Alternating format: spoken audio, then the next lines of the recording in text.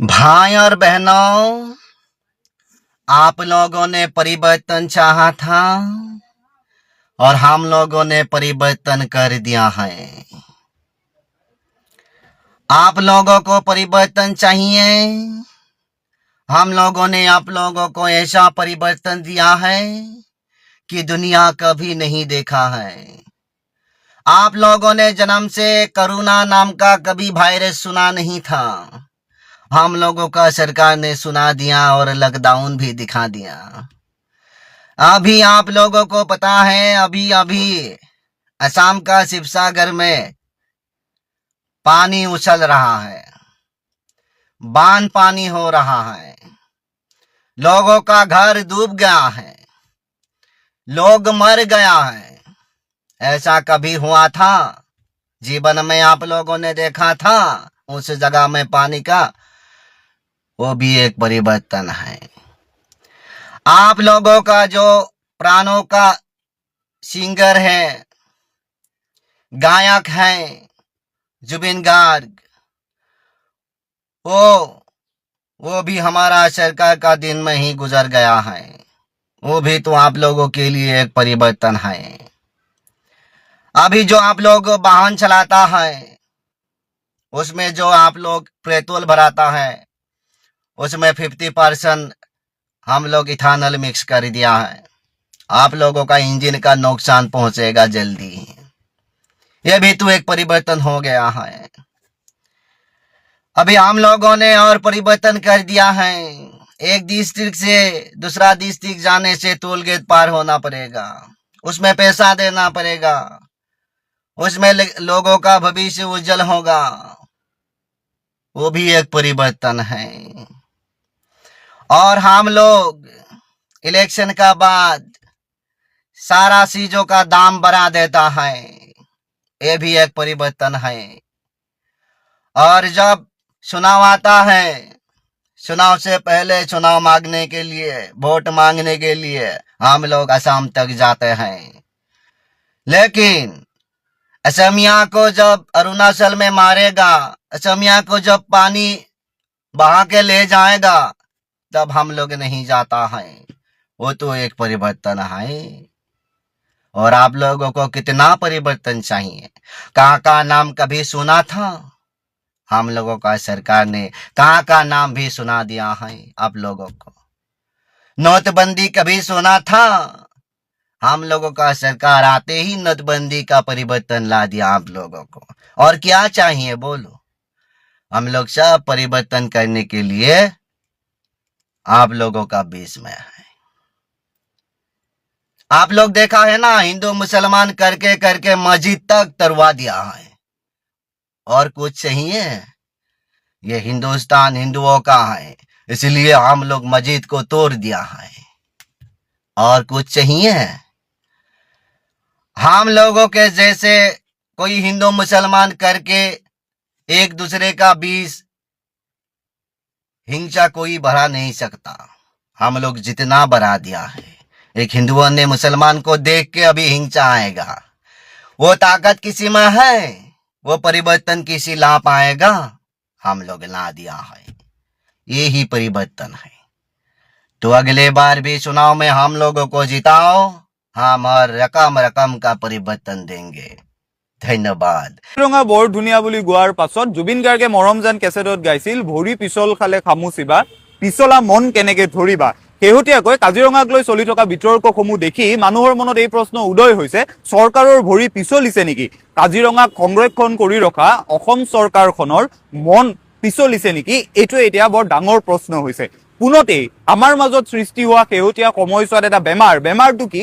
যিখিনি মানুহে চৰকাৰৰ সকলো সিদ্ধান্তৰ বিৰোধিতা কৰে, তেওঁলোকে ভাবে চৰকাৰৰ যিকোনো সিদ্ধান্তৰ বিৰোধিতা কৰিব লাগে, আৰু একাংশ মানুহে ভাবে চৰকাৰে লোৱা প্ৰত্যেকটো সিদ্ধান্তক সমৰ্থন কৰিব লাগে। এই দুয়োটা বেমাৰৰ পৰা মুক্ত হৈ আজি কিছু কথা ৰাজহুৱাকে পাতিব বিচাৰিছো। প্ৰথমতে ইকো সেন্সিটিভ জোন, যিটো কথাক লৈ আমি আটায়ে বিতৰ্ক কৰিছো, চিন্তা চৰ্চা কৰিছো, লাহে লাহে তাৰ অৰ্থ কি আমি আটায়ে বুজিবলৈ সক্ষম হৈছো।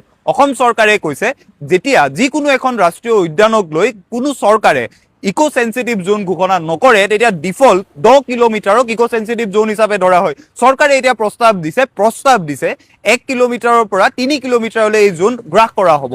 এই সময়ছোৱাত সাধাৰণ যিখিনি মানুহ, কাজিৰঙাৰ স্থানীয় যিখিনি মানুহে অত বছৰে কাজিৰঙাক সুৰক্ষা দিছে, কাজিৰঙাৰ সৈতে সহবাস কৰিছে, তেওঁলোকে প্ৰতিবাদ কৰিবলৈ ৰাজপথলৈ নামিছে। তেওঁলোকে কৈছে যদি ইক' চেঞ্চুৰী জোন হৈ যায়, আমি ঘৰ কেনেকে বনাম, খেতি কেনেকে কৰিম, আমাৰ কামবোৰ কিদৰে চলিব।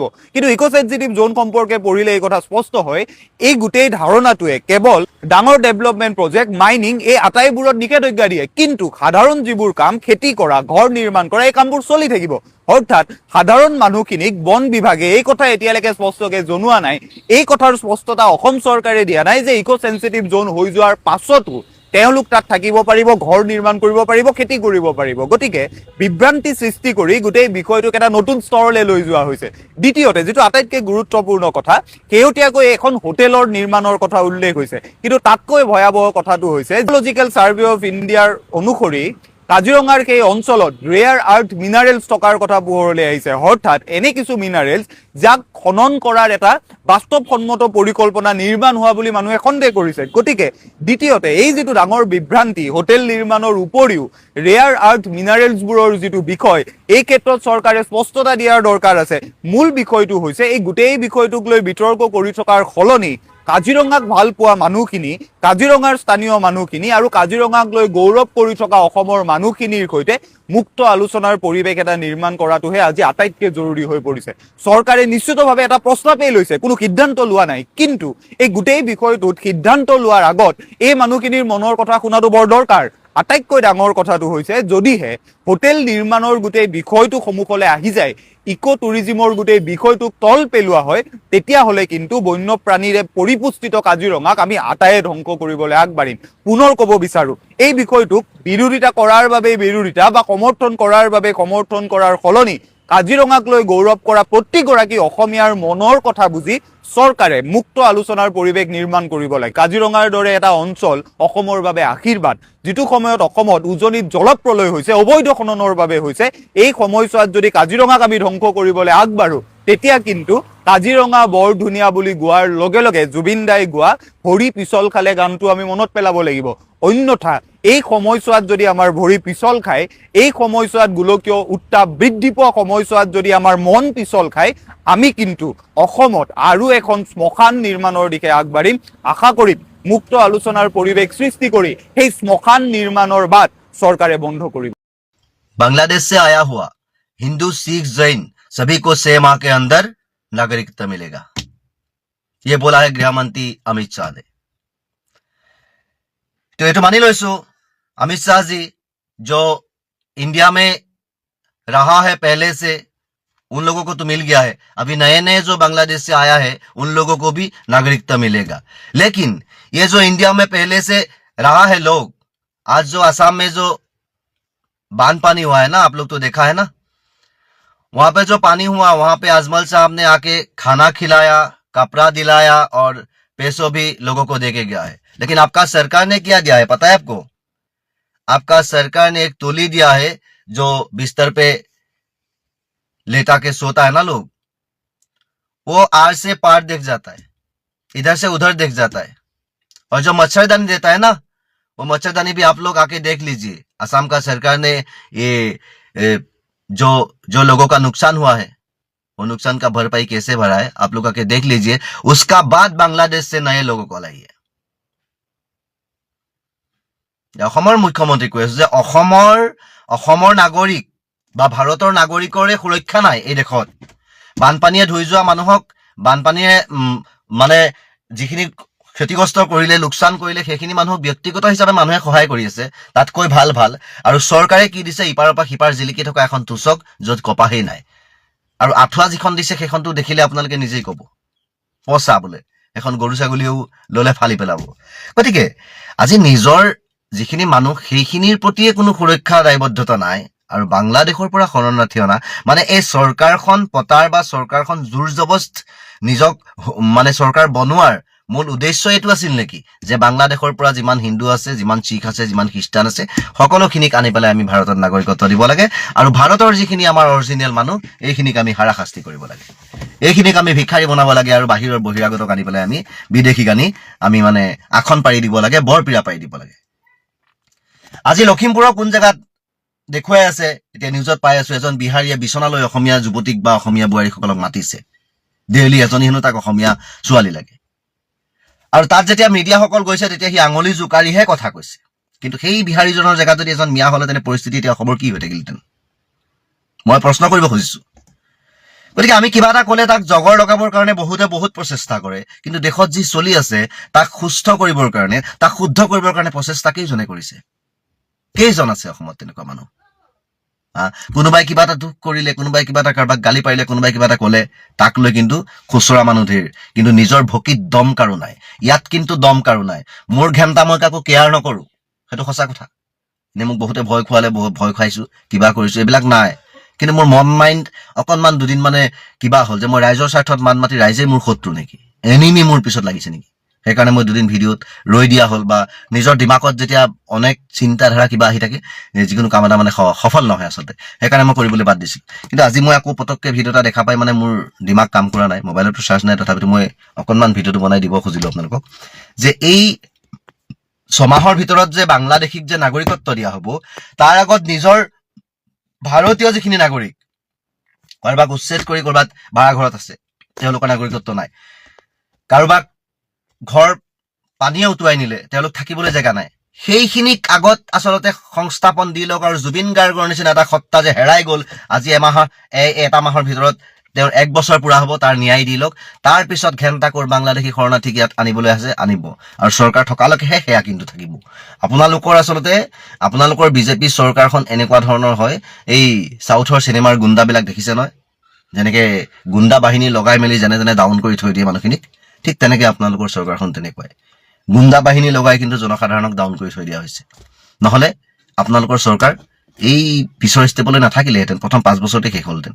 কিন্তু এইখিনি গুণ্ডা বাহিনী আৰু আপোনালোকৰ প্ৰলোভন আৰু আপোনালোকৰ এইবিলাক আচলতে বহুত কিবা কিবি আপোনালোকৰ মানে ভেলেকিবাজ আছে, এইটো কাৰণে এইখিনি হৈ আছে। গতিকে এদিন চব ঠিক হৈ যাব, সময় আহি আছে, সময় বহুত নাই। গতিকে ৰাইজলৈ এটা কথাই অনুৰোধ, যে অসমখনত কিন্তু বহুত মানুহ বিক্ৰী হৈ গৈছে। মই মোৰ নিজৰ ক্ষেত্ৰত পালো, মোৰ এখন ফটোক লৈ মই পালো যে মানুহ কেনেকুৱা বিকৃত বিবেক লৈ পেলাই জীয়াই আছে। আচলতে সঁচা মিছা একো মানুহে ভাবি চাবলৈ নাই। কোনোবাই কাৰোবাক যদি অপৰাধী সজাই দিলে সাজি গ'ল। যেনেকে বদৰুদ্দিন আজমলক কোনোবাই ভৰিত ধৰাক লৈ এজনে নিউজত কিবা এটা ক'লে বা এজনে কিবা এটা পোষ্ট দিলে, তাৰপিছত গোটেই একাংশ অসমীয়া লাগি গ'ল। ঠিক তেনেকে আজি মোকো সেই কি নাৰায়ণ দাস সজাওঁতে এজনে সজাইছিলে ফটো এখন লগাই, গোটেই অসমতে বিয়পি গ'ল।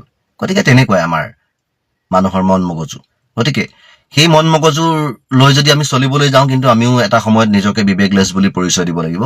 গতিকে আমাক বিবেকলেছ কৰিবৰ খুজি আছে আচলতে চৰকাৰখনে, আমাৰ জ্ঞানবিলাক শূন্য কৰিব খুজি আছে, তেওঁলোকৰ নীতি নিয়মত আমাক চলাব খুজি আছে, যাতে তেওঁলোকৰ নীতি নিয়মবিলাক আমাক দেখুৱাই আছে অজ্ঞানী নীতি নিয়ম। আৰু সেই নীতি নিয়মখিনিত যদি আমি চলি যাওঁ, আমি অজ্ঞানীৰ পৰিচয় পাম বিশ্বৰ আগত। গতিকে আমি নিজক শুদ্ধ কৰিব লাগে, নিজক সঁচা কৰিব লাগে, আৰু তেতিয়াহে আমি আচলতে সঁচা মানুহ হৈ পৃথিৱীত জীয়াই থাকিব। মই এই ভিডিঅ'টো এইবাবেই প্ৰস্তুত কৰিছোঁ যাতে আপোনালোক সকলোৰে সহযোগত গৈ এই ভিডিঅ'টো অসম পুলিচৰ DGP মহোদয়ৰ দৃষ্টিগোচৰ হয়গৈ। কাৰণ আমি দেখিছোঁ যে বিগত সময় এইখিনিত বিৰোধী দলৰ লোকসকলক, বিশেষকৈ কংগ্ৰেছৰ আমাৰ যিসকল কাৰ্যকৰ্তা আছে, তেওঁলোকৰ ওপৰত যেন এক ৰণকৌশল যুগুত কৰি কিছুমান মানে ব্যৱস্থা হাতত লোৱা হৈছে, আমি তেনেকুৱা এটা অনুভৱ কৰিছোঁ। কাৰণ এই যি ফ্লায়াৰ্ছ, ফেক ফ্লায়াৰ্ছ কিছুমান আপোনাৰ প্ৰচাৰ কৰাৰ ক্ষেত্ৰত অসম পুলিচে আমাৰ কংগ্ৰেছৰ কিছু লোকক এৰেষ্ট কৰি আমি হাৰাছমেণ্ট কৰা দেখিছোঁ। তাৰ ওপৰত আজি মই এই কথাকেইটা ক'ম যে আমি জানো বিজেপিৰ IT চেলেও সাংঘাতিক ধৰণৰ নাভূত নাচৰুত আচলতে সন্মান হানি কৰিব পৰা, বিভিন্ন ধৰণৰ সাম্প্ৰদায়িক সংঘৰ্ষৰ সৃষ্টি কৰিব পৰা ফ্লায়াৰ্ছ বিভিন্ন সময়ত তেওঁলোকে বনাই অহা আমি দেখিছোঁ। খুদ মুখ্যমন্ত্ৰী ডাঙৰীয়াই আমাৰ অসম প্ৰদেশ কংগ্ৰেছৰ সভাপতি গৌৰৱ গগৈ ডাঙৰীয়াক পাকিস্তানী এজেণ্ট বুলি কৈ 6-7 মাহ বছৰ দিয়েক আচলতে গোটেই অসমখনক অশান্ত কৰি ৰাখিলে। তাৰ পিছতো এই বিধানসভাৰ নিৰ্বাচনতে আমি দেখিলোঁ মধ্য গুৱাহাটী সমষ্টিৰ প্ৰাৰ্থী কুংকি চৌধুৰীৰ মাতৃক তেওঁ যেনেধৰণেৰে গো মাংস খোৱাক লৈ অপমান কৰিলে, গো মাংসৰ প্ৰতিশ্ৰুতি দি যিমান ধৰণৰ তেখেতক নিন্দা ভৎসনা কৰিলে, সেই সকলোখিনি কথা আমি দেখিলোঁ। কিন্তু কোনো ধৰণৰ একশ্যন লোৱা আমি দেখা নাপালোঁ, কাৰণ কুংকি চৌধুৰীৰ মাতৃয়ে কিন্তু এই প্ৰশাসনৰ কাষ চাপিছিল। ইয়াৰ উপৰিও আমি নিজেই যেতিয়া এই বিধানসভা নিৰ্বাচনৰ আগমুহূৰ্তত তেজপুৰৰ বৰদবী অঞ্চলত আমি প্ৰচাৰৰ বাবে যাওঁতে সময়ৰ পৰিৱৰ্তন যাত্ৰাত আমাৰ তিনিগৰাকী মহিলাৰ ওপৰত অসম প্ৰদেশ মহিলা কংগ্ৰেছৰ সাধাৰণ সম্পাদিকা তৃষ্ণা বৰা কাকতি, আমাৰ শোণিতপুৰ জিলা মহিলা কংগ্ৰেছৰ সম্পূৰ্ণা শইকীয়া, মই নিজেই এগৰাকী জ্যেষ্ঠ মুখপাত্ৰ অসম প্ৰদেশ কংগ্ৰেছৰ, আমাৰ ওপৰত সাংঘাতিক ধৰণেৰে আক্ৰমণ কৰা হৈছিল, প্ৰহাৰ কৰা হৈছিল। মানে তেওঁলোকে যেনেধৰণেৰে কাপোৰ কানি টানি যেনেকুৱা ধৰণৰ তেওঁলোকে মানে কাৰ্যবিলাক কৰিছিল, আমি পৰৱৰ্তী সময়ত আমি তেজপুৰ সদৰ থানাত গৈ আমি এজাহাৰ দাখিল কৰিছিলোঁ, কিন্তু সেই সময়খিনিতো আচলতে কোনো ধৰণৰ একশ্যন লোৱা আমি দেখা নাপালোঁ। মোৰ এগৰাকী সতীৰ্থ পলাক্ষী দাসৰ লগতো আচলতে সাংঘাতিক ধৰণৰ এই ফেক ফ্লায়াৰ্ছ তেওঁলোকে প্ৰচাৰ কৰা আমি দেখিছিলোঁ বিজেপিৰ IT চেলে, আৰু পলাক্ষী দাসেও কিন্তু আইনৰ কাষ চাপিছিল, কিন্তু আইনে সহায় কৰা আমি দেখা নাপালোঁ। খুদ মোৰ ওপৰতে বিভিন্ন সময়ত বিভিন্ন ধৰণেৰে ফেক কিছুমান ফ্লায়াৰ্ছ তেওঁলোকে বিজেপি IT চেলে ওলাইছে, বিভিন্ন ধৰণৰ মানে মোৰ সন্তানক টানি আজৰি ধৰাৰ পৰা ধৰি ধৰ্মীয়ভাৱেই হওক বা চাৰিত্ৰিকভাৱেই হওক বিভিন্ন ধৰণৰ তেওঁলোকে ফ্লায়াৰ্ছবোৰ উলিয়াইছে। আৰু আমি এই কথাখিনি মই সামাজিক মাধ্যমৰ যোগেদিও আচলতে বিভিন্ন সময়ত মই প্ৰকাশ কৰি আহিছোঁ বা পুলিচ প্ৰশাসনৰ মই দৃষ্টিগোচৰ কৰিবলৈ চেষ্টা কৰিছোঁ, কিন্তু কোনো ধৰণৰ আজিলৈকে আমি সুদুত্তৰ নাপালোঁ, আমি ন্যায় পাবলৈ সক্ষম নহ'লোঁ। কিন্তু এই বিগত দিনকেইটাত আমি দেখিছোঁ যে আমাৰ কাৰ্যকৰ্তাসকলক বিভিন্ন ধৰণৰ তেওঁলোকৰ অশোক সিংহালৰ এটা মন্তব্যক মানে ভুলভাৱে কোনোবাই প্ৰচাৰ কৰিছে, আৰু সেই বস্তুটো আমি যেতিয়া কিবা এটা বস্তু পাওঁ আমি তাক সেইটো প্ৰশ্ন সুধিমেই। মই নিজেই সেইখন মানে তাত প্ৰশ্ন সুধিছোঁ যে সঁচাকৈ তেখেতে এনেকুৱা ধৰণৰ মন্তব্য প্ৰদান কৰিছিল নেকি, আৰু যদি কৰিছে তেতিয়াহ'লে এইটো গৰ্হিত কাম। কিন্তু সেইখন যেতিয়াই আমি ফেক বুলি গম পাইছোঁ লগে লগে আমি ডিলিট কৰি দিছোঁ। কিন্তু এই কথাবিলাকৰ গইনা লৈ যেনেধৰণেৰে আমাৰ কাৰ্যকৰ্তাসকলক এৰেষ্ট কৰি হাৰেছমেণ্ট কৰা হৈছে, ভয় ভাবুকি দিয়া হৈছে, মই ভাবোঁ বিজেপিৰ IT চেলৰ লোকসকলকো কিন্তু সেই একেই ব্যৱস্থা ল'ব লাগে। কাৰণ আমি আইনৰ কাষ চপাৰ পিছতো যিহেতুকে আমি ন্যায় প্ৰদান কৰা নাই, আমাক পুলিচ প্ৰশাসনে কয় যে যাৰ চৰকাৰ আছে তেওঁলোকে তাৰ মতে কাম কৰিবলৈ বাধ্য হয়, কিন্তু আমি সেইটো নিবিচাৰোঁ। কাৰণ পুলিচ প্ৰশাসনক অসমৰ জনসাধাৰণৰ কৰ কাটলৰ দ্বাৰাহে তেওঁলোকক কিন্তু দৰমহা দিয়া হয়, বিজেপি চৰকাৰখনে তেওঁলোকক দৰমহা দিয়া নাই। ভৱিষ্যতলৈ কংগ্ৰেছ চৰকাৰ আহিলেও তেখেতলোকে কংগ্ৰেছৰ চৰকাৰৰ হৈ কাম কৰিব নালাগে, তেওঁলোকে অসমৰ জনগণৰ স্বাৰ্থত যিটো ন্যায়সংগত হয় সেইভাৱেহে আচলতে কাম কৰিব লাগে বুলি আমি জানো। শেহতীয়াকৈ তেওঁলোকে প্ৰীতম গগৈ আৰু জোনাক কুমাৰ নাথক যেনেধৰণেৰে এৰেষ্ট কৰিছে, আমি দেখিছোঁ যে বিজেপিৰ যিসকল বিধায়ক বা মন্ত্ৰী তেওঁলোকৰ খুব সঘনে লাজ লাগে, কিন্তু তেওঁলোকে আনক যেতিয়া অসন্মান কৰে, আমি ৰিচেণ্ট কালি আমি দেখিছোঁ যে মুখ্যমন্ত্ৰীয়ে কৈছে দেশৰ যিজন আমাৰ বিৰোধী দলপতি, যিজন শ্বেডো প্ৰাইম মিনিষ্টাৰ বুলি কয় LOP ৰাহুল গান্ধী ডাঙৰীয়াক তেখেতে পাগল পাগল পাগল শব্দ তেখেতে ব্যৱহাৰ কৰিছে। গতিকে অসম পুলিচে এই কথাখিনিতো মই ভাবোঁ গুৰুত্ব সহকাৰে ল'ব লাগে যে দেশৰ এজন শ্বেডো প্ৰাইম মিনিষ্টাৰক এজন অসমৰ মুখ্যমন্ত্ৰীয়ে পাগল আছিল, পাগল হয়, এনেকুৱা ধৰণৰ কথা কোৱাটো কিমান যুক্তিসংগত। এই কথাটোত ৰাহুল গান্ধী ডাঙৰীয়াৰ ভাৱমূৰ্তিত নিশ্চয় ম্লান কৰিব বুলি আমি ভাবোঁ। আমাৰ নেতাক এনেধৰণেৰে অপমান কৰাৰ অধিকাৰ মই ভাবোঁ এজন মুখ্যমন্ত্ৰী হ'লেও তেখেতৰ কেতিয়াও হ'ব নালাগে। আৰু আমি দেখিছোঁ যে চচলত যি ছাত্ৰ ছাত্ৰীৰ প্ৰতিবাদ হৈছিল তাতো অসম আপোনাৰ মন্ত্ৰীসভাৰ এজন মন্ত্ৰীৰ যিয়েকে প্ৰধানমন্ত্ৰীৰ ওপৰত বহুত বেলেগ ধৰণৰ কথা কৈছিল, তাৰ ওপৰতো কোনো ধৰণৰ ব্যৱস্থা লোৱা হোৱা নাছিল। আমি তেওঁৰ ওপৰত ব্যৱস্থা ল'ব লাগে বুলি নকওঁ, কিন্তু এই যে ফেক যে এইবোৰ চলি আছে এইবোৰৰ মূল কালপ্ৰিটটোক আচলতে অসমৰ স্মাৰ্ট পুলিচে বাছি উলিয়াব লাগে। তাকে নকৰি যাকে তাকে খেপিয়াই ফুৰি পেলাই হাৰেছমেণ্ট কৰাটো আচলতে কোনো ধৰণৰ কথা নহয়। আৰু যদিহে কেৱল কংগ্ৰেছৰ লোকসকলে ভুল কৰিলেহেঁতেন তেতিয়াও তেখেতলোকে কৰিব পাৰে, তাত আপত্তি আমাৰ নাই। কিন্তু বিজেপিৰ IT চেলে এতিয়াও এনেকুৱা ধৰণৰ কাম কৰি আছে। মই আজি মহাত্মা গান্ধীক এখন ফটো মই শ্বেয়াৰ কৰিছিলোঁ, আৰু মহাত্মা গান্ধীৰ সেই ফটোখনৰ তলত বিজেপিৰ লোকসকলে ইমানেই বেছি অপশব্দ, ইমানেই বেছি অভব্য আচৰণ কৰিছে যিখিনিক লৈ আচলতে আমি বিৰাট লজ্জিত হৈছোঁ। কাৰণ মহাত্মা গান্ধী ডাঙৰীয়া আমাৰ দেশৰ জাতিৰ পিতা হয়, তেওঁৰ নেতৃত্বতেই আমাৰ দেশখন স্বাধীন হৈছিল। গতিকে মই ভাবোঁ অসম পুলিচে ভালকৈ আচলতে কথাবোৰ চালি জাৰি চাব লাগে। চৰকাৰ আজি এওঁলোকৰ আছে, কাইলৈ হয়তো নাথাকিব পাৰে, কিন্তু তেখেতলোকৰ যি ব্যক্তিত্ব বা তেখেতলোকৰ যি পদমৰ্যাদা, তেখেতলোকৰ যি কাৰ্য, সেই কাৰ্যখিনিক তেখেতলোকে সুচাৰুৰূপে পালন কৰিব লাগে বুলি মই অনুভৱ কৰোঁ। আৰু মই বিনম্ৰভাৱে জনাইছোঁ যে ন্যায়সংগতভাৱে আপোনালোকে কাম কৰক। আপোনালোকে কেৱল খালি চৰকাৰৰ কথা মতে আপোনালোকে যাকে তাকে মই ভাবোঁ আপোনালোকে অত্যাচাৰ কৰিব নালাগে।